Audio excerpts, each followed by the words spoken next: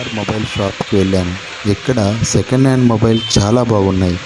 ఈ షాప్ వారు హోల్సేల్ రేట్లకే మొబైల్స్ ఇస్తున్నారు. వీరు మార్కెట్లో ఇంకా ఎక్కడా లేని రేట్లకే మంచి క్వాలిటీ ఉన్న మొబైల్స్, సెకండ్ హ్యాండ్ మొబైల్స్ని అమ్ముతున్నారు.